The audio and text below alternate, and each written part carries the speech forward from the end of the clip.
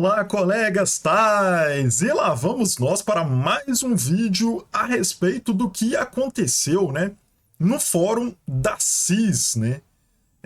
Esse vídeo já estou em casa, como vocês podem ver, né? Já cheguei em Belo Horizonte, foi tudo bem de viagem, né? Graças a Deus, tudo muito bem de viagem. E aí a gente chegou ontem de madrugada aqui em Belo Horizonte e já estamos de volta hoje, sábado, ao trabalho para poder realizar esse fechamento, vamos dizer assim, né, dos nossos vídeos a respeito do que foi aí o 12º Fórum da CIS, né? Hoje vamos falar sobre o quarto dia de trabalho da CIS, né? As atividades que ocorreram aí nesse quarto dia, que foi muito importante, com discussões muito interessantes. E aí, amanhã eu pretendo fazer um vídeo para a gente fazer um fechamento das atividades no último dia do Fórum da CIS e também fazer uma avaliação geral do evento, né? Além disso, né, teve algumas pessoas que me perguntaram aí o que significava esse símbolo aqui, ó, que é o símbolo do Fórum da CIS, né? Eu perguntei a pessoa que fez o desenho, né, que preparou aí a imagem, e ele me explicou o que isso significa, né? Eu perguntei ele já na segunda-feira, porque eu sou curioso pra caramba, né? Aí ele falou assim: não, isso aí é surpresa, eu só vou contar na sexta-feira. Aí na sexta-feira a gente tava lá já no final do evento, na hora de tirar foto, ele achou que eu ia esquecer, mas eu não esqueci não. Aí eu encontrei o meu colega Eduardo lá, e perguntei pra ele: ô rapaz, você falou que você ia me contar o que significa o símbolo, né? E aí ele me contou. No vídeo de amanhã eu pretendo, quer dizer, prometo, né, repassar pra vocês aí as informações que ele me passou de que é esse símbolo aqui, ó, que deixou a galera toda curiosa. Um símbolo muito bonito, né? Muito bem feito, né? Parabéns aí ao Eduardo que desenvolveu esse símbolo maravilhoso. A camisa ficou maravilhosa. E aí eu vou contar pra vocês no vídeo de amanhã o que significa esse símbolo. Então acompanha os vídeos aí para você saber o que significa, tá bom? Bem, pessoal, a programação ela teve uma mudança devido a uma questão de atrasos, né, que ocorreu em algumas atividades, especialmente porque a participação das pessoas, né, querendo fazer comentários sobre os temas, né, foi bastante grande, o que é muito positivo para o evento, né? Isso mostra que os temas que foram trabalhados no evento foram temas interessantes e que dialogam com as verdadeiras necessidades das pessoas que estavam participando, né? Porque a participação delas foi muito efetiva em todos os temas discutidos, né? Então acabou que teve um atraso na programação e algumas atividades tiveram que passar para o dia seguinte, né? Uma das atividades que estava marcada para o terceiro dia, que é na quarta-feira, né? E que foi passado para o dia seguinte, né? Foi a questão da importância, na verdade, estava marcado para quarta-feira, né? Essa questão aqui da importância da organização sindical, né? E aí acabou que teve que passar para quinta-feira. E já esse trabalho e organização da CIS, ele saiu da manhã de quinta, como estava definido, e passou para tarde de quinta-feira, né? Ao final da tarde de quinta-feira, que é o dia que nós estamos trabalhando aqui nesse vídeo, foi combinado, né, que teria que ler a carta, né, que consolida as informações e pretensões finais do evento, que é a carta de João Pessoa, né? Ficou para ser lida e trabalhada durante a manhã, e que a nona mesa, que é a dos aposentados, regimes previdenciários e benefícios, seria apresentado logo após, né, a finalização e aprovação dos termos da carta de João Pessoa, né? Isso já na sexta-feira, então passou para sexta-feira. As discussões, então, aconteceram, né? Eu vou até pegar as minhas anotações aqui, ó, que eu peguei o bloquinho aqui do fórum e fui anotando tudo que estava acontecendo lá, né? Então, foi muito interessante as discussões desse dia, né? Dessa quinta-feira, né? Que começou aí com com as discussões a respeito da importância da organização sindical. Foi a primeira palestra do dia e foi uma palestra bastante interessante, né? Porque teve opiniões diversas com relação a essa importância da questão sindical e dessa organização sindical, mas eles convergiram em alguns aspectos, né? Que eu quero tratar aqui com vocês, que em alguns aspectos houve convergências, como, por exemplo, a necessidade de uma maior unificação de forças, né? Isso é muito necessário. Os sindicatos eles precisam trabalhar numa lógica de agregar mais as pessoas, né? E um pouco deixar essa questão, vamos dizer assim, de olhar a oposição da direção sindical como inimigo e trabalhar em uma lógica maior de construção conjunta. Isso é extremamente importante, porque afinal de contas, todas as pessoas que estão no sindicato, né, o objetivo final delas deveria ser a luta por uma melhor condição de trabalho e uma melhor condição, vamos dizer assim, remuneratória de todos os servidores. Todos ali são trabalhadores querendo melhoria nas suas condições de vida e de trabalho. Então o sindicato ele deve agregar e ver essas pessoas que têm opiniões divergentes da direção como alguém que quer construir e buscar integrar essas pessoas e não afastá-las, como tem acontecido em muitos casos, né?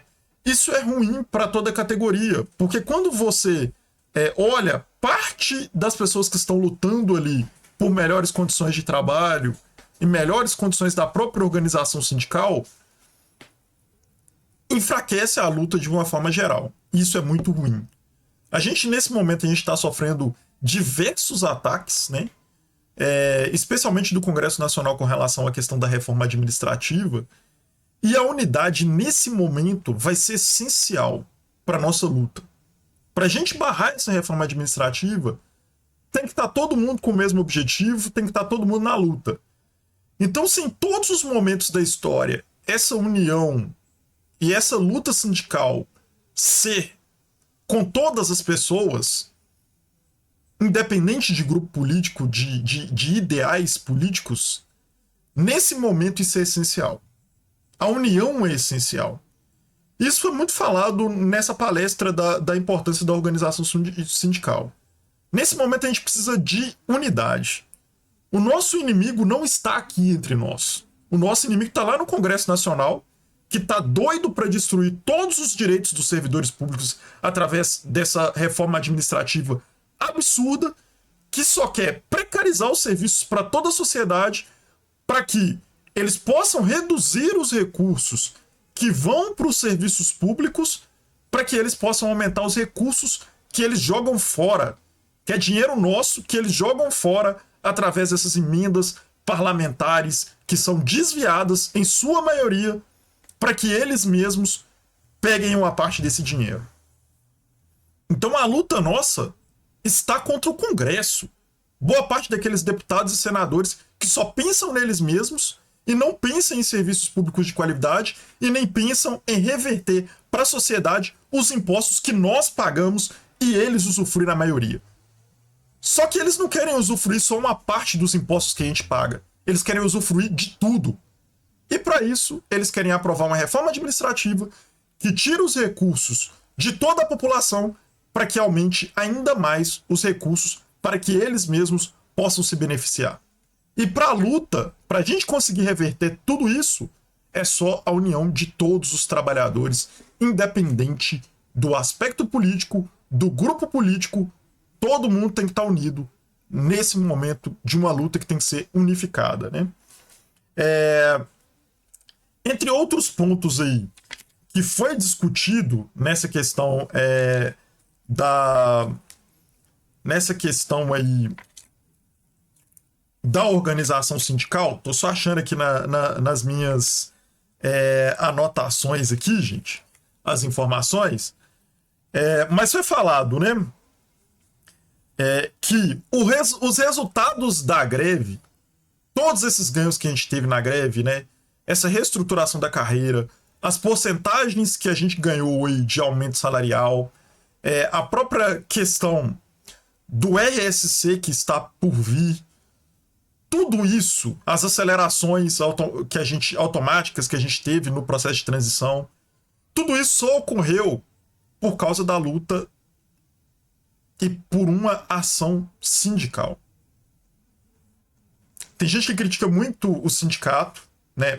Vários sindicatos merecem mesmo uma crítica pela sua atuação, inclusive no sentido de tentar afastar determinadas pessoas que pensam diferente e poderia agregar na luta, mas sem o sindicato, os trabalhadores não conseguem nada. Isso tem que ficar muito claro. Com todos os problemas que o sindicato tem, como alguns dizem, se tá ruim com eles, sem eles estaria insustentável.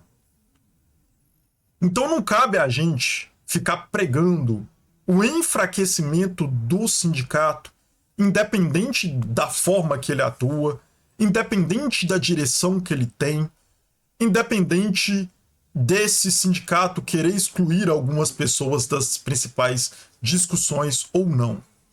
O que a gente precisa fazer lá, nesse tipo de caso e em qualquer outro, é entrar nessa organização sindical e tentar influenciar para que esses sindicatos melhorem de alguma forma. E não enfraquecê-lo. Porque quando a gente enfraquece o sindicato, a gente está enfraquecendo a organização dos trabalhadores. Ou seja, estamos enfraquecendo todos nós, estamos enfraquecendo a nossa luta, né? Então, isso que foi falado é algo muito importante e que a gente, como organização, né, como pessoas, como trabalhadores, a gente precisa entender isso e nos unir sempre no sentido de fortalecer o sindicato e sua ação sindical, porque todas as conquistas dos trabalhadores vieram através dessa organização sindical. Não tem outro caminho. A representação do trabalhador, querendo ou não, é o sindicato, né? A luta, ela tem que ser realizada de forma coletiva, como eu já disse antes, né? Isso aqui foi uma fala da Ivanilda, né? E isso é bastante óbvio. Quanto mais organizado a gente estiver de forma coletiva, mais forte a gente é. Mais pressão a gente consegue fazer no governo. Mais pressão a gente consegue fazer nos deputados e senadores. E menos reformas destrutivas tendem a nos atingir, né? A gente teve lá várias falas dos nossos colegas no decorrer do fórum, né? Colocando a questão do assédio pericial, que isso está acontecendo muito em muitas universidades. No momento da perícia dos servidores, né? Tem acontecido análises que não tem concedido direitos que são garantidos e muitas vezes tem ocorrido até ameaças aos servidores de aposentadoria pelos afastamentos que elas têm, né, no decorrer dessas perícias, o que é um verdadeiro absurdo. Não é papel, né, desses peritos ficar ameaçando os servidores, né? Então isso tem acontecido em algumas instituições, isso inclusive consta na carta de João Pessoa, né? Teve pessoas que foram aposentadas compulsoriamente por causa de questão de saúde, porque o perito definiu isso, né, de forma arbitrária.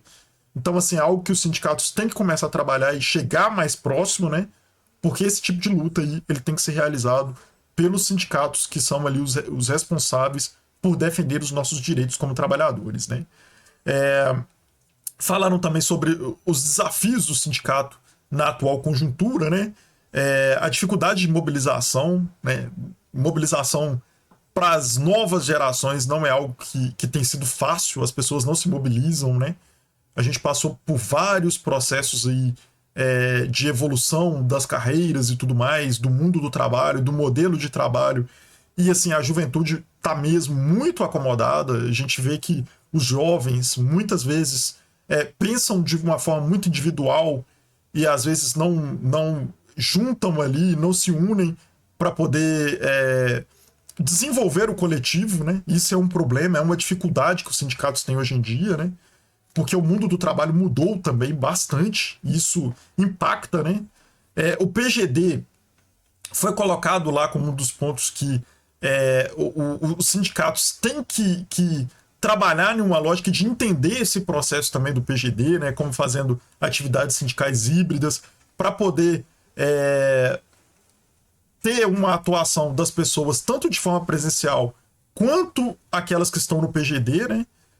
O número de tais nos setores também estão diminuindo, e isso também impacta na questão da organização sindical, porque é um setor que tem uma pessoa, às vezes fica difícil ela sair para poder participar de assembleias, para poder participar de discussões, né, porque o setor dela fica vazio. Setor que tem duas pessoas também, às vezes isso é muito complicado. E como o número de servidores por setor tem diminuído, tem tido uma precarização desse trabalho, um baixo número de nomeações em comparação com o número de pessoas que saem, isso tem gerado um problema também nessa organização sindical. A terceirização também é um problema, né, que impacta nessa questão da luta e da organização sindical. E um outro problema muito importante, né, que a gente tem que levar muito em consideração e tem que trabalhar muito isso, né, no caso dos sindicatos, é a comunicação sindical, que ainda está muito voltada por uma lógica do passado, da década de 80, 90, sabe, com jornalzinho, com um modelo formal de comunicação do mundo analógico, né? Sendo que hoje as coisas funcionam da forma digital. Se você não trabalha numa lógica digital no mundo do trabalho hoje, dificilmente você vai ter um grande alcance, né? E isso também impacta muito na luta. Esse foi um outro ponto que foi colocado lá, que as pessoas precisam trabalhar mais esse desenvolvimento, compreender melhor como é que funcionam as novas formas de comunicação, a internet, o YouTube, né? A gente está aqui, a gente é um exemplo disso, né? Para que a gente possa trabalhar e comunicar melhor com os servidores e poder aí ter um êxito na hora de fazer essa comunicação e essa mobilização para que as pessoas entendam por que a gente está lutando e por que vale a pena lutar, né? Com relação à importância da organização sindical, fiz esse resumo aqui para vocês, né? Foi uma discussão muito interessante, com várias intervenções também ao final dela, né? E aí, logo em seguida, teve no caso, a atividade, né, que seria a primeira do dia e acabou sendo a segunda, né, por causa daquela troca que eu falei com vocês, né? Que é o trabalho e organização da CIS, que foi apresentado pela Lúcia Vinhas e pelo Adão. Gostaria primeiramente de falar que foi um prazer enorme poder conversar com a Lúcia Vinhas. Ela é uma pessoa fantástica, né? E assim, tem uma atenção com a gente que é algo impressionante. Eu acho que ela foi um destaque, assim, nesse fórum, porque várias pessoas, inclusive hoje, né, olhando o grupo, várias pessoas a parabenizaram pela forma que ela tem de esclarecer as questões, o conhecimento que ela tem, e tiraram até foto com ela lá, demonstrando, né, que orgulhosos de ter tirado foto com a Lúcia, que ela é uma pessoa muito bacana mesmo. Eu tive a oportunidade de conversar com ela por algum tempo aí, e assim, ela me passou muito conhecimento, é uma pessoa que não retém ali o conhecimento, o saber para ela, muito pelo contrário, ela gosta de compartilhar, de mostrar as minúcias ali dos fatos que aconteceram, todo o contexto, e a gente aprender com alguém que apresenta o contexto, isso é muito importante. Então, assim, parabéns, Lúcia Vinhas, né, pela sua forma aí de ensinar, né, para os demais colegas aí com todas as suas experiências, né. Ela estava nessa mesa, estava também o Adão nessa mesa, e eles falaram um pouco sobre o histórico de como se instituiu a CIS, né, nas IFES, né. Falaram também sobre as atribuições gerais da CIS, né? No PCCTAI falaram dessa organização, né? E falaram de alguns decretos, algumas legislações que é importante todo mundo saber a respeito da CIS, né? Onde é que ela está fundamentada, quais são as ações que ela deve realizar, os programas, né? E aí eles citaram 3 programas principais, que seria uma questão da capacitação e do aperfeiçoamento dos servidores, né? Relacionado também às atividades de avaliação de desempenho, que é outro aspecto importante que a CIS trata, né? E o dimensionamento e modelo de alocação de vagas dos servidores técnicos administrativos dentro das instituições federais de ensino. É um outro ponto que a CIS trabalha e que, assim, isso chega para a gente de uma forma muito lateral, né? Essa questão do dimensionamento é uma coisa que a própria Lúcia Vinhas colocou que é algo muito difícil de ser feito, né? É um trabalho muito complexo, né? Mas isso chega para si de uma forma muito lateral, porque essa apropriação normalmente é feita pelas pró-reitorias também, que tem o maior interesse de fazer essa alocação de acordo com os seus entendimentos ali. Então é necessário, né, a CIS se apropriar disso que está definido na própria lei que instituiu a CIS. Então é importante que isso seja apropriado e seja feito efetivamente para quem é delegado, no caso, a Comissão Interna de Supervisão da Carreira, né? Aí ela fala desse dimensionamento da força de trabalho, né? Que é algo muito importante, né? Ela fala também, a Lúcia Vinhas mais o Adão falaram também sobre a atuação em comissões e GTs relativos à carreira, como a questão do PGD, que a gente tem que estar dentro dessas discussões dentro das instituições. As instituições muitas vezes deixam a gente de fora. Na UFMG, por exemplo, a CIS ela foi deixada completamente de fora das discussões de regulamentação do PGD. E até depois que foi regulamentado também, eles deixaram a CIS completamente à margem, né, dessa discussão. Né? A gente até tentou contribuir de alguma forma, mas isso não foi aceito por parte da gestão da Pró-Reitoria de Recursos Humanos. Né? A questão do estágio probatório, com as mudanças que estão tendo e com a dificuldade de avaliação, né, que vai aumentar... assim, vamos dizer assim, os critérios para você conseguir se tornar um servidor estável. Isso é muito importante que a CIS participe desse processo, né? Esse dimensionamento da força de trabalho e o próprio RSC que vai ser implementado, é muito importante que a CIS tenha papel preponderante, né, nesse processo de implementação do RSC também, né?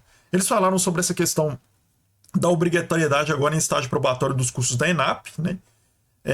E a Lúcia Vinhas colocou uma dúvida: será que esses cursos da ENAP, que estão obrigatórios agora, de acordo com a legislação para estágio probatório, eles têm mesmo relação com o trabalho que é realizado pelos servidores das universidades federais, dos institutos federais, dos Cefetes? Essa é a dúvida que fica, né?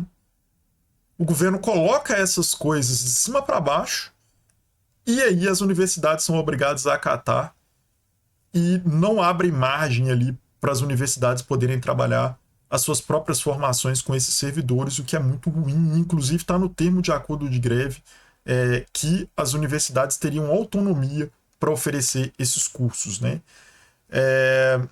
Ela falou também que lá na instituição dela tem uma comissão, né, que avalia os indícios de reprovação em estágio probatório ainda no decorrer dessas análises de estágio probatório, e ela diz que essa comissão, ela atuando, eles perceberam que, na verdade, muito dessas possíveis reprovações que viriam futuras no estágio probatório, isso, na verdade, não era falta de condições do servidor, muitas vezes era perseguição, né, ou uma avaliação equivocada que era feita por parte da chefia. Então é importante a CIS estar atento e criar mecanismos para avaliar, né, se essas comissões se essa avaliação do estágio probatório está ocorrendo de acordo com a legislação e da forma correta, né? No mais aqui, com relação a essa questão que foi colocada, né? Ela colocou também que o RSC ele já tem os princípios básicos, né? E que os servidores já devem começar a juntar os seus documentos já para adiantar esse processo de comprovação, né, na hora que o RSC for sair, né, na hora que o RSC for implementado. Né. Mas ela falou sobre os problemas dessa própria comprovação, porque as instituições muitas vezes não têm esses documentos do histórico, como portarias, né, que foram dados aos servidores. Então é importante arrumar também mecanismo para que esses servidores consigam esses documentos. Né. E aí, ela colocou que a CIS ela tem um papel de orientar os servidores de como buscar esses documentos, né? A CIS também ela tem que pressionar os gestores para começar os trabalhos de preparação da implementação do RSC. Tem várias CIS que já fez esse trabalho já E nesses trabalhos realizados, já tem comissões formadas, GTs formados, já, como eu disse na própria live que eu falei sobre o RSC, e aí eles já estão adiantando esse trabalho de como vai ser o processo, se vão usar algum programa para poder facilitar a contagem de pontos, critérios, entre outros aspectos, e ela deu essa dica lá para que todas as outras instituições trabalhem nesse sentido, para adiantar esse processo, e assim que a lei sair e ela for implementada, a gente já possa ter esse fluxo adiantado para poder implementar e os servidores puderem já terem a concessão ali desse benefício do RSC e também apresentar essas comprovações e já poder aí ganhar o seu, vamos dizer assim, o seu reconhecimento de saberes e competências, né? Então isso é muito importante, foi uma dica que ela deu que eu acho muito importante, né? Ela deixou claro que a gente não pode resolver tudo a partir do dia 1º de abril de 2026, porque se a gente resolver tudo a partir de 1º de abril de 2026, certamente a gente vai atrasar esse processo de concessão e os servidores vão perder aí alguns valores que são muito importantes, né? Porque essa entrada ela só vai poder ser concedida aos servidores, né, depois que essas regulamentações estiverem prontas. E quanto mais a gente demorar, mais vai demorar esse processo, né? E aí, mais tarde ainda, os servidores vão poder apresentar essas documentações. Essa concessão ela vai ser feita tardiamente, e aí esse tempo todo desse delay, né, entre o 1º de abril e a data que foi concedida, é dinheiro que os servidores estão perdendo, né? Então a gente tem que articular isso, ver se as Progeps, né? Porque essa regulamentação, na verdade, é feita pelas Progeps, mas a gente pode ajudar eles a fazer um processo prévio para que eles regulamentem isso o mais rápido possível e que a gente tenha esse direito garantido o mais rápido possível, né? E ela colocou uma informação, né? A gente recebeu informações lá que as eleições da CIS em muitos lugares elas são feitas de várias formas diferentes e né, a Lúcia Vinhas mais o Adão eles colocaram de forma muito clara que está na lei que os integrantes da CIS têm que ser eleitos pelos pares. Isso está na lei. Se o gestor está indicando alguém para ser representante dele dentro da CIS, mesmo que isso esteja no estatuto da CIS, não pode, porque o estatuto da CIS ele não passa por cima da lei. A lei está acima do estatuto. Portanto, temos que deixar isso claro, né, para todo mundo que os integrantes da CIS, de acordo com a lei, têm que ser eleitos pelos pares. Esse foi o último recado que ela deixou lá na atividade, né, tanto ela quanto o Adão. E assim também é o último recado que eu deixo para vocês nesse vídeo, né? Amanhã eu vou tentar desenvolver um vídeo fechando aí as atividades e fazendo uma análise, como eu disse. Vou explicar para vocês o que significa o símbolo, né? O que representa o símbolo aí do fórum. E amanhã a gente vai falar um pouquinho mais sobre a última atividade, que é a Carta de João Pessoa, bem como a atividade que foi feita falando dos aposentados, que foi uma atividade muito rica e muito importante, fechando o fórum da CIS aí com chave de ouro. Bem, pessoal, essa é a análise, essa é a reflexão. Peço a vocês que se inscrevam no canal aí, Direto ao Ponto Podcast, né? Compartilhem eles, né, o canal e os vídeos com os seus colegas aí da instituição, que eu acho que quanto mais a gente discutir sobre a carreira, né, mais a gente se fortalece, mais a gente se municia de informações e mais a gente está preparado aí para a luta, que a luta nesses próximos tempos aí tende a ser bastante dura, né? A gente tem que reverter essa questão aí da reforma administrativa e outros ataques que a gente tem sofrido aí por parte do próprio governo e até mesmo de algumas gestões de universidade. Então a gente tem que lutar aí, quanto mais municiado de informações, melhor para todos nós, né, para poder realizar essa luta. Então vamos unidos a gente com certeza é muito mais forte, né? Então fica aí esse recado aí para a galera toda. Vamos lá, gente, um abraço para vocês e até o próximo vídeo. Espero que todos tiveram um bom retorno, aqueles que já voltaram para suas cidades, né? Aqueles que ainda estão aí em João Pessoa, espero que vocês tenham um bom retorno. E aqueles que organizaram o evento, eu deixo aqui o meu agradecimento antecipado pelo ótimo evento que foi realizado. Foi muito bom estar aí com todos vocês. Um grande abraço e até o próximo vídeo.